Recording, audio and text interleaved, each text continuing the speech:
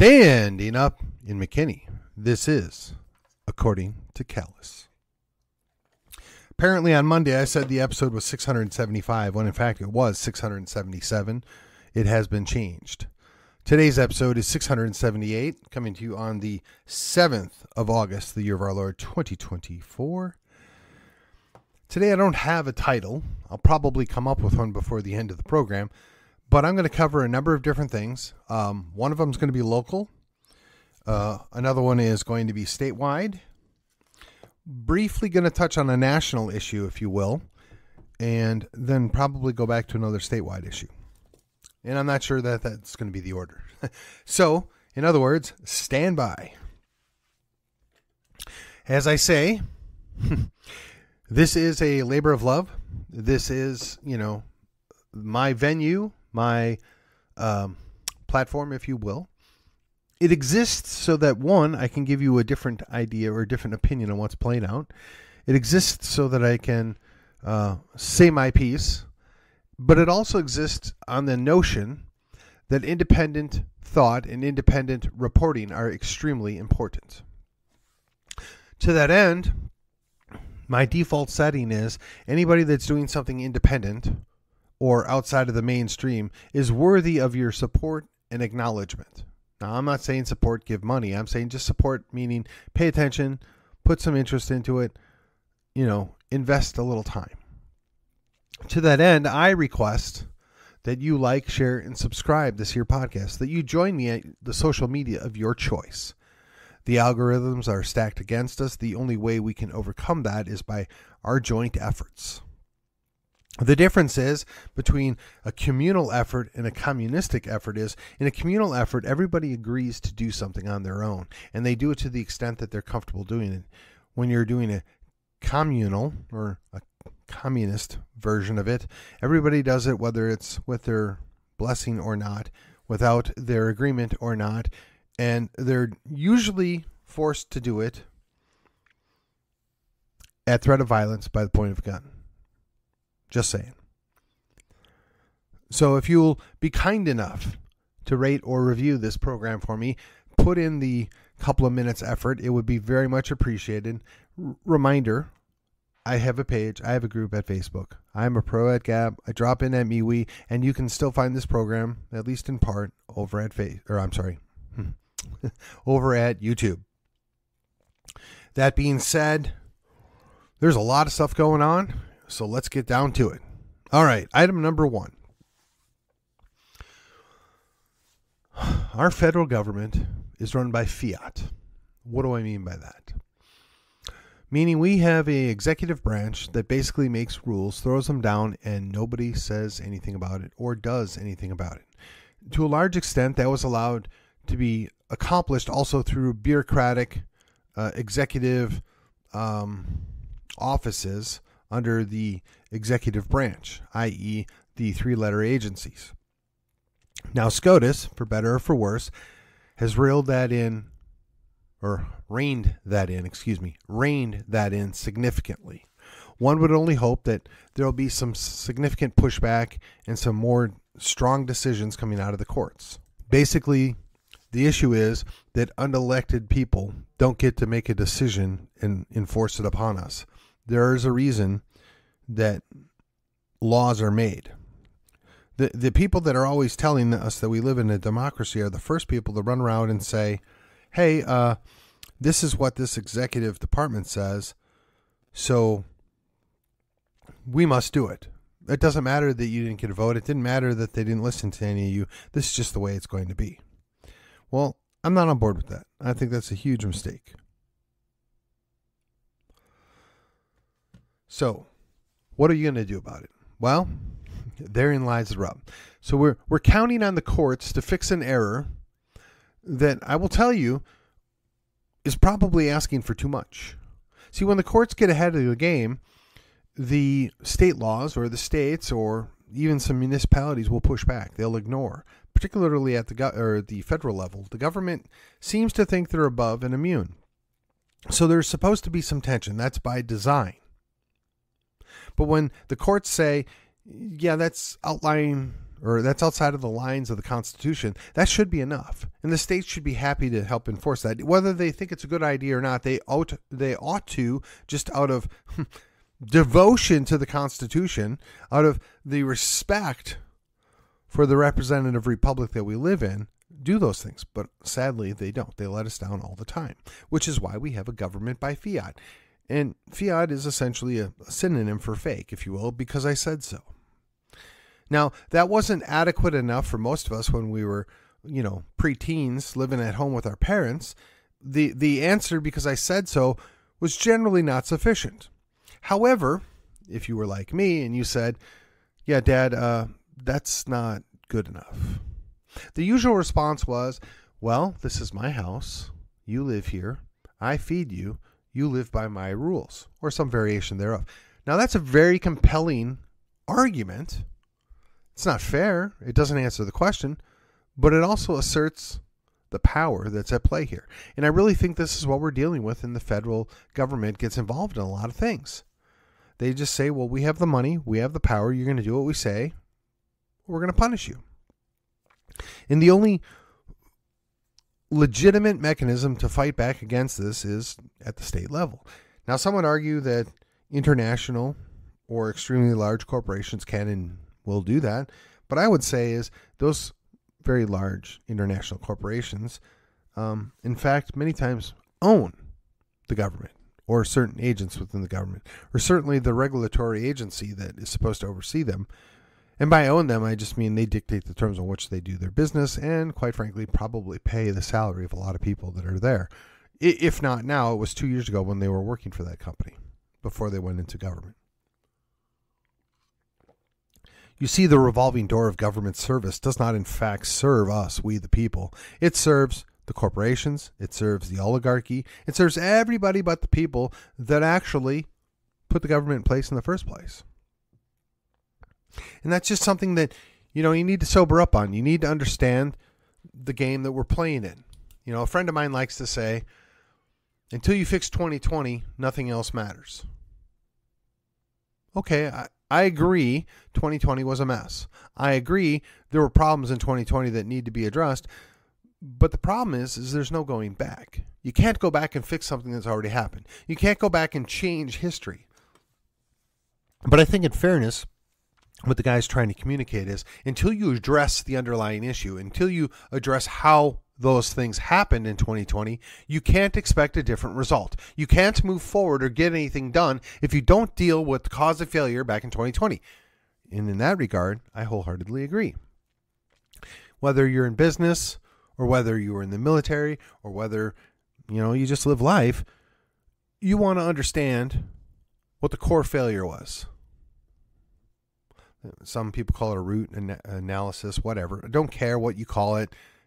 We can use the proper terminology all day long, but nobody really cares. You want to understand what was cause of failure and what could have been done to prevent the failure or eliminate the possibility of failure or to overcome it. In other words, we accept the failure is going to happen anyway, but what do we do to address it?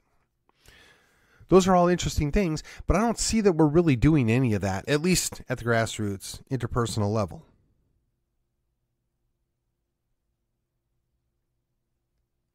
So my question to you is, what do you think? What do you think the point would be?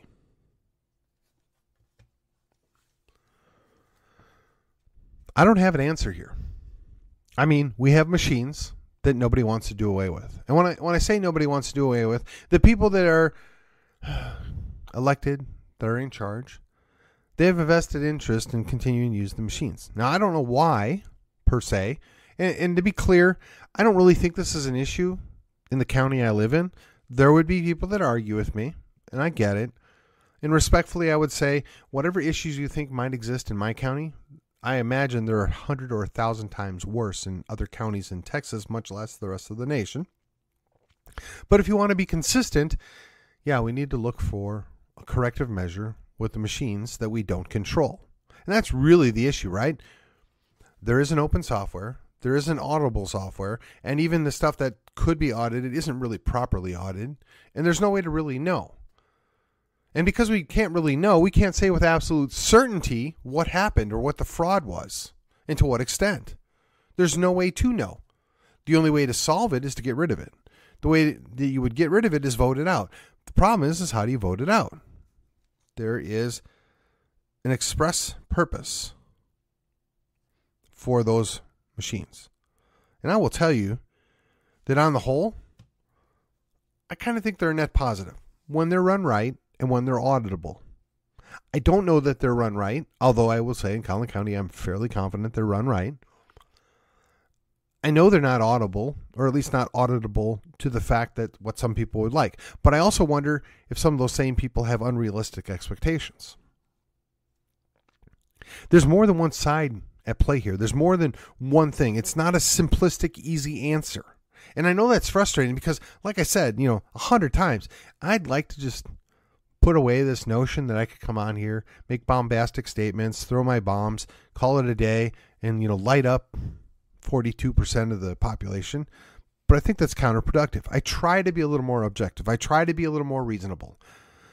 I'm willing to examine the claim that the problem's in the machines, or the problem's this, or the problem's that. And if you give me significant evidence to suggest that, okay, well, yeah, there's a legitimate problem here, then I want to know, how do you fix it? And what I want from the people that are telling me there's a problem or a mistake or an issue is to give me a solution. I mean, that's one of the things that I've had in actually both careers I've had. Don't just tell me you've got a problem, Stephen. Tell me what the problem is and how you think we can fix it. Okay? So the simple answer I get is just do away with the machines. Okay, fine. Now we've done away with the machines. What do we do now? Yes, I know. I can hear the answers in the background just rattling around in my head. And respectfully, I would say, yes, okay, I hear you, but that's not practical. It's not. I wish it was, but you're going to need, 1,200 volunteers. You're going to need a few hours set aside to do that work. You're going to need the money to pay for those people. Now, I know the same people that are concerned and say this is the highest priority are going to say money's no object, but money's always an object. There's always at some point where they say, no, we don't want to spend that. No, we don't want to do that. I want to be consistent. I want to say, what is the cost-benefit analysis? What's the trade-off? But you can't have that conversation when the conversation's run by emotions. So think about it. I mean, and honestly, this is both a national, state, and local issue, right? It's going on everywhere, all the time. And I think it's a legitimate conversation that needs to be had, but we need a workable objective to get a solution. And I know there's plenty of smart people out there, and quite frankly, probably on both sides of the aisle, that could come up with a better way of doing things than what we're currently doing. Okay, I got nothing more to say on that. But that's the way, in my opinion, we can fix government by fiat. We go back and fix the root cause problem of 2020. All right. Item number 2. I did not get to watch this whole show yet. I got the excerpts and I got kind of a breakdown from Mr. Miller. And I got to say, based upon what I read in the synopsis, there was a discussion that was roughly 3-2 about the issue of secession. And the lady from New Hampshire, Carla Gericke, apparently is all in. She thinks it's a great idea. Now, full disclosure, I've heard her interviewed multiple times on Tom Woods' program. In fact, if she should ever hear my name, I'd love to have an interview with her. I think we'd have quite the interesting discussion. But that being said, we had this whole thing play out, and the two people that were opposed, and I'm going to do my best to summarize what their argument was. One is the government is going to do whatever they want to do, and you can't really stop them. And the other one is if you choose to leave, they're going to stop you by force. Okay? So when Daniel Miller responds, and again, I'm paraphrasing. I'm not looking to be... You should go watch this, right? This is Dr. Phil's show, or Dr. Phil Prime, or whatever they call it. And again, the two guests of note on my part were Carla Gericke and Daniel Miller. I know there are some other people there, and no disrespect to them. I'm doing this off the top of my head, sorry. But the idea that that is then countered with Daniel saying, hey, it's not like they're going to be carpet bombing Houston and running, tanks all over South Central Texas. He's basically taking their argument and saying, yeah, that's not likely to happen. There are so many other ways we can handle this. And then, strangely enough, from what I've heard, what I read, that went right by Dr. Phil. Now, I know he's a smart guy. In fact, I would expect better from him. I don't expect him to support Texit. I really don't. I mean, he's a recent transplant. I mean, we like our transplants that come here when they leave their Yankee stuff behind. And it's hard for folks to come here to wrap their head around the idea that Texas legitimately sees themselves as a different nation. I mean, I came here knowing that. I quite frankly enjoy it, but I understand why that would be off-putting to some people. I understand why it's a challenge. They think, well, it wasn't successful once, that you could never ever do it again. My response would be, is we're 2-1. We seceded from Great Britain. We seceded from Mexico. We failed to secede from these United States. Now, I don't know about you, but that's a winning average. Just saying. What I will admit, though, contrary to whatever polls they were running, if you interview a bunch of leftists, progressive socialists, whatever, of course they're going to say you can't leave, you can't do this. Unless, of course, they're in California and Donald Trump's president, then they're going to say, no, we want to go leave and do our own thing. So a lot of this has to do with context. Now, I have a number of friends and acquaintances that are quite worried about the concept of Harris and then whatever this other nut job is from Minnesota winning. I almost feel like Harris chose the biggest progressive loser that she could. I'm sorry, that was mean. Okay, the biggest progressive non-entity that she could to run with her so that they could lose. Now, the question is why would you lose? Why would you throw a presidential election? I don't know, but if you've been paying attention, we're on the cusp of perhaps another depression. We're on the cusp of World War III. We're on the cusp of any number of things. And if they exit just before it starts, or quite frankly, even after it starts, but quickly after it starts, everything that happens can be laid at the feet of the Donald. It's all his fault. He caused it. And even if he didn't cause it, it's his fault that he didn't fix it. I mean, I'm dubious that any president's going to be able to stop a war once it's started. But I think we can say with a clear conscience, Donald Trump, love him or hate him, didn't start any new wars. And in fact, he looked for a way out of at least one of them, Afghanistan. And it was the guy that followed him that got us involved in more wars and bungled the exit from Afghanistan. So, I mean, for anything you can say, I don't worry about Donald Trump starting another war. And when we're talking about the fear of him being a dictator, well, I think that if you listen to the quote, I think it's somewhat tongue-in-cheek, but he's saying, look, in day one, I'm going to come in and I'm going to do these things. They have to be done. I'm just going to make them happen. I'm going to use my executive authority and get them put back. All right, I can live with that. I understand what he's saying. But he also understands that he doesn't get to rule by fiat. There's, Congress has a purpose. The courts have a purpose. The guy's been playing games with the courts and, laws for his entire life because he builds buildings in New York. Come on. I mean, are people that ignorant? Are they that easily duped? I don't know, but it's very frustrating. It's very, very frustrating. I kind of get a kick out of the hyperbole he uses all the time.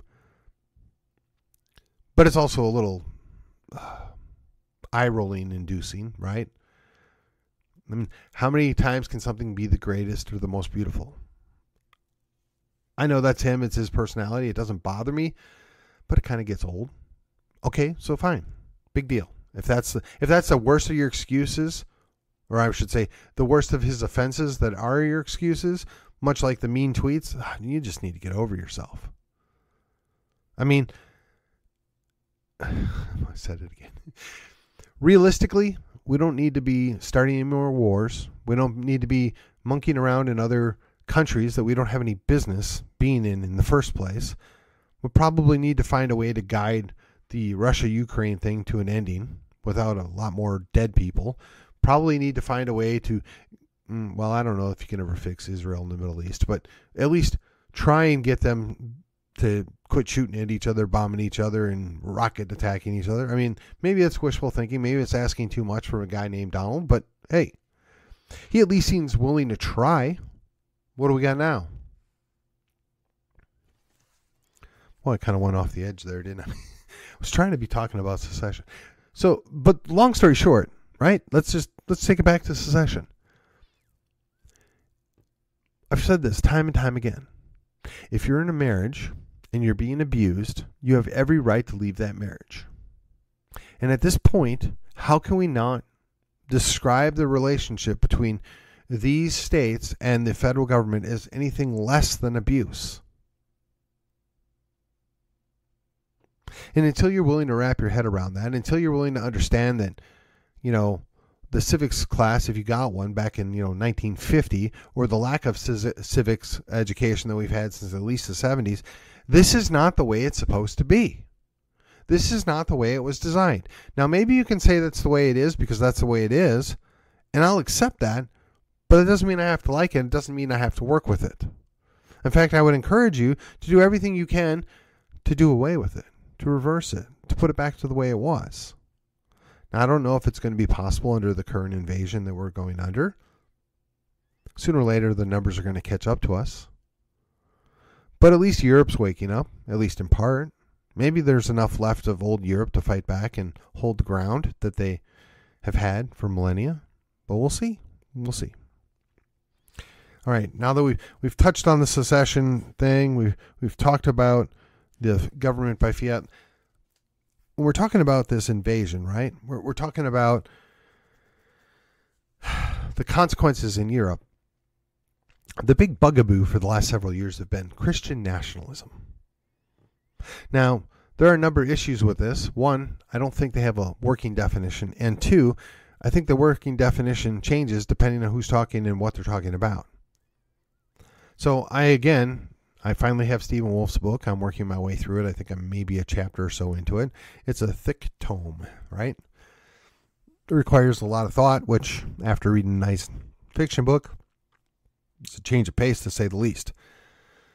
But what I want to encourage you is about this. I think there's different applications and there's different expectations that can be set under the guise of this. So if we understand what he's talking about and we set that aside for just a minute, we just talk about Western culture, European culture, the Americas, the idea that we were Christian nations, and I'm holding up the scare quotes, right? Because we had competing denominations and competing thought process, right? There are significant differences between Catholicism and the many branches of Protestantism. And then if you lump in Orthodoxy in there, Eastern Orthodox for those that don't understand, there's some significant differences, but they all agree on a number of basic things, right? And they all describe themselves as being Christians. One, because they worshiped Christ, right? So if a nation is run by or started by or led by a bunch of people that subscribe to either Catholicism, Orthodoxy, or some form of Protestantism, by definition, they benefit from the Christian influence. Now, you may recall I kind of joked and dismissed an article I saw earlier where they were talking about the things that Christians have imposed on America. Yeah, you're right. The freedom of religion, freedom of thought, those are terrible, terrible things. Not killing babies in the womb. Terrible, terrible things. Not killing old people because they're inconvenient. Terrible, terrible thing. Actually holding people accountable for their crimes. Terrible, terrible thing. Expecting people that give oaths to marry each other, and for better, for worse, and that they shouldn't be able to willy-nilly do whatever they want in that regard. Oh, it's a terrible thing. I can't believe you terrible Christians would do such a thing. But yeah, that's the state we live in. So anybody that would say, you know what, it's probably a good idea that these basic Christian morals that all the branches that function in Western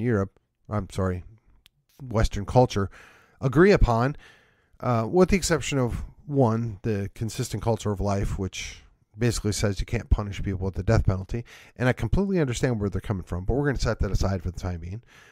These basic Christian beliefs that are articulated through government policy, they're a terrible thing, and they're punishing people. Okay, so let me ask you, would you rather live in a Christian nation that, loosely enforced, and by that I'll give a couple examples here in a minute, but loosely enforced Christian dogma as law, or would you rather live in a Muslim nation? I mean, I don't think there's anybody advocating stoning homosexuals that's a Christian. I don't think anybody's advocating throwing them off of buildings that's a Christian. I don't think anybody wants to go eliminate people by force that happen to hold a different political position than them or happen to think something different than they do. But I'm here to tell you, the non-religious, right? The pagan, or not even pagans, just say the atheistic people, yeah, they had their chance in China, in Russia. And how'd that work out for everybody else? Or if you're in a Muslim nation and you're not Muslim, or you're not Muslim enough, how does that work out for you? Just saying.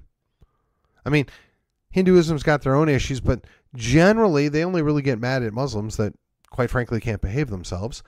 I don't see them rounding up and killing Christians because they're Christians, although I understand there's some animosity there, and to a degree I get it. It's a cultural thing more than a religious thing in my understanding, but I could get that wrong too. So you're living in Western Europe or even Eastern Europe, or you're living in the States, and you got to look at your options here. So we can have a Christian society that has some basic rules that basically say don't do that, or you need to do these things. Or you can get a Muslim-led society, which, if you're not complying to whatever the latest dogma from the imam is, could end very badly for you. Or you could live in the latest pagan society where if you don't, worship the right pole or do something, I mean, they got some crazy stuff too. You might end up dead or ostracized or wishing you were dead. Take your pick. And then there's the atheistic shiny future that we thought we were going to get out of those Star Trek movies, but when it really plays out in North Korea, China, Laos, Cambodia, Vietnam, the Soviet Union, East Germany, yeah, it's a tyrannical hellhole. Just saying. Oh, but let's go ahead. We're gonna trade off that Christianity, even the cultural Christianity that still exists. We're gonna try one of those on for size. Yeah, Venezuela, they're leading the way. We just need to get on board. Really? That's your takeaway?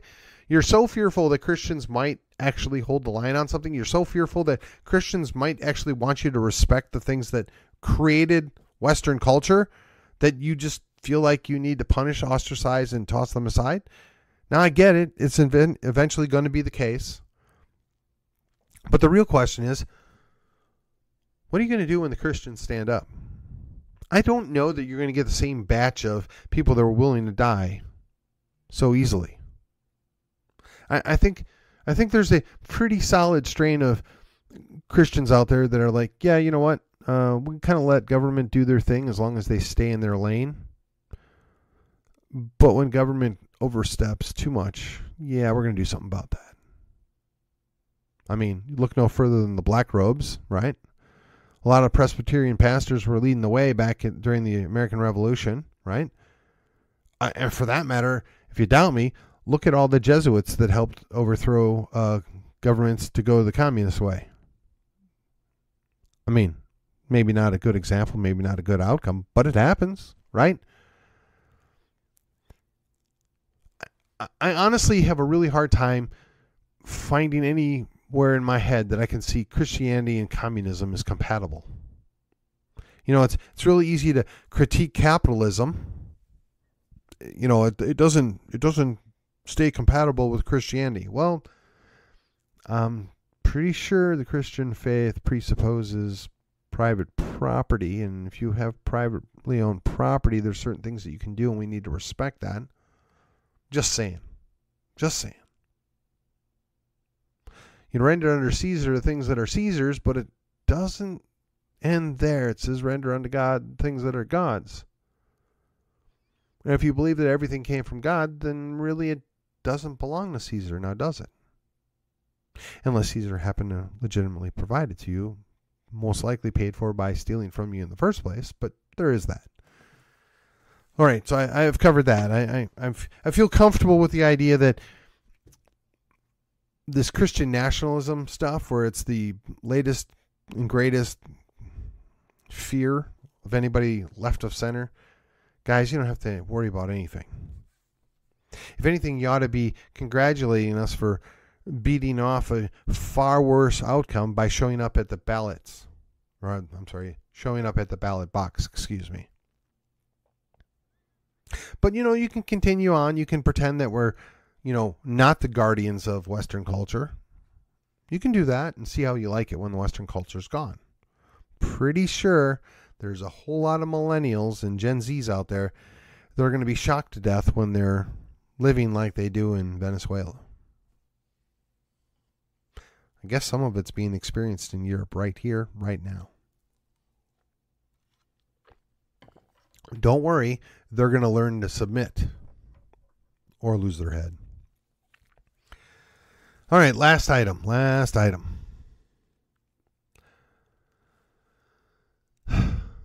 I'm not sure if I should even address this, but I just can't help myself. Every stinking time. I come on here and I talk about the drama that's going on in the Republican Party, whether it's the state level, the federal level, or particularly my county level. Why? Because I'm directly involved in what's going on in my own county. But I do my level best to leave people's names out and not directly attribute anything to any one person. Because one, I don't know everything all the time. And two, there could be other things that I overlooked, missed, or some other detail that might change what's going on there. And I'm always clear to say, hey, this is just my understanding, this is my opinion. But I really believe it's important for the people that are right of center, that call themselves Republicans, that call themselves conservatives, that call themselves Christians, that are, engaged in the Republican Party, that they need to have at least an idea what's going on. Now, those that are directly involved, when I speak about those issues, they know what's going on. They hear the story, they hear the breakdown, they know exactly who did what and how it happened. But the general public doesn't. And quite frankly, I suspect the majority of my listeners are probably quite aware, at least in general, what goes on. So when I put something out, unless you're involved, you really don't know. You don't know the names, the personalities. And that's kind of the way it needs to be, right? You're not looking to smear somebody. You're not making it your duty to damage them, to call them out, to to ruin them, right? I see nothing to be gained by coming out and talking trash about somebody that's supposed to be, or at least nominally is, on my team. I try to avoid referring to people as liars, cheats, using abusive language, getting in people's faces. None of this is helpful or useful. But there's this constant mantra that we're hearing from people that they're fighting the good fight because leadership wants, or leadership's doing this, or leadership's doing that. And my response would be well, one, how did they become leadership? And two, if they're leadership and they're doing something that the majority don't want them to do, the majority can simply stop them. The problem is the people that feel offended, or the people that feel like they're being shortchanged, are not the majority. In fact, they do their best to turn off the majority of people by needlessly interrupting, needlessly nitpicking, needlessly launching accusations, needlessly going into conspiracy theories, right? Look, I like a good conspiracy theory. If you can give me a good story and some evidence to back it up, I'm all in. I want to hear it out. I want to see if it's legit or not. But when you're going to say they're conspiring to shut us down, who? Why? What's the point? What's going on here? Really? Really, it just the ominous tones and behavior are just over the top nonsense. Now, to be clear, and I've said this time and time again, there's probably, I don't know, half dozen people that think they know better than everybody else, that think they and they alone have the secrets, and they should be dictating the terms on how everything is done on their understanding. But these very same people, when they're told, no, shut up, that's enough, stop, when they're arguing about rules that may or may not even be directly applicable, ignore the very rules that tell them, no, shut up, no, you're not recognized, no, this has been defeated. It's amazing to me that you lay out a time limit, and that's a challenge. Okay, maybe you wanted more time. Well, you had an opportunity at the beginning to say, well, I don't know if 2 minutes or 3 minutes is enough. Maybe you need to give us a little more time. Okay, that's fine. If we're going to actually have a discussion, I mean, we're talking about stuff as basic of we have a talking stick. I mean, how childish do we have to get here? Well, I have a talking stick, so you need to shut up and listen to me. Unless, of course, you're a couple of individuals that just think that your interpretation of the rules is more important than everybody else's, and quite frankly, you're just going to ignore this rule because, well, it's inconvenient. I didn't get to yammer on when it wasn't my turn. And yeah, I'm being a little disparaging here because it's disappointing because it's the same stuff over and over and over again. I'm here to tell you, I am all about everybody being able to be heard out. I will tell people that I vehemently disagree with their issue that 1, I'm going to respect their ability to speak on it. 2, they need to be heard out. And 3, that I'm going to work against whatever their issue is that I disagree with them on. And as a member of the Republican Party, as a leader in the Republican Party, that is my job, that is my duty, that is the description of what we're supposed to be doing. But apparently, when you lose, you just get to stomp your feet and ignore the rules and just keep doing whatever it is you want to do. But that's the world we live in right now. Now, apparently they get upset when they're referred to as Democrats. I don't think I've ever called them Democrats personally, but I know people who have. And I would just retune it this way. Whether or not you're a Democrat, the behavior you're exhibiting is similar to how Democrats are behaving. Just saying. Now, look, I don't have any illusion that my conversation is going to change anybody's mind. My conversation is not meant to change anybody's mind. It's merely to explain where I'm coming from. If you can articulate your issue in a timely manner and be heard out, you absolutely positively should have a vote to determine whether or not the executive committee agrees with you or disagrees with you. And that includes everybody all the time. And just because something was a good idea 3 years ago doesn't mean it's a good idea now. And just because a vast majority of people agreed with something a year ago, when new evidence comes out, they may have changed their mind. And it's fair play to bring it up again.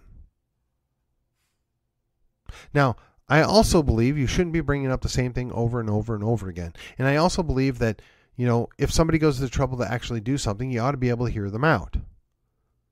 But when the behavior of some prevent the ability for somebody to be heard out, somehow gets conflated as they're fighting the good fight, I'm confused. And again, those of you that know what I'm talking about, you know exactly what I'm talking about. Those of you that aren't involved in Collin County Republican Party, you just hear the drama, roll your eyes, and say, really? Can't you guys get over this? Apparently not. Apparently the thing that we're best at in Collin County Republican Party is the circular firing squad. And again, it's not all. It's not even close to a majority. But it's the same stuff every month, time and again, baseless accusations, fretting over things that don't really matter. And when you mention the fact that, hey guys, we've got a general election in 90 days or whatever it is at this point, less than 90 days. We have to get Ted Cruz 500,000 votes in Collin County. We have to get Donald Trump reelected. Can we worry about this issue later? Oh, you're shutting us down. You're ignoring us. You really get over yourself. Most of those things aren't even relevant for the foreseeable future. But it doesn't matter. It doesn't matter. We could just act offended and upset, stomp our feet, beat our chests, and quite frankly, grind everything to a stop. I don't know what to tell you, folks, but if you think we're going to be able to protect our government, protect our country against our government, reform our government, or, I don't know, win these elections, we're never ever going to do this if we can't realize who the enemy is, who the problem is, who the opponent is, who we're working against. It's not the guy to your right, it's not the guy to your left sitting in that executive committee meeting. Oh yeah, you're going to disagree on some things. You're going to get a little ruffled when somebody says, "Well, actually, I don't have a problem with that issue." Okay, that's fine, but they're not your enemy. You need to quit acting like they're the enemy. I mean, and I'm going to say, these people I'm referring to, most of them I get along, which is fine. I have no personal animosity. I'm a little tired of the nonsense, but some of them actually have good points. Some of them don't have bad ideas.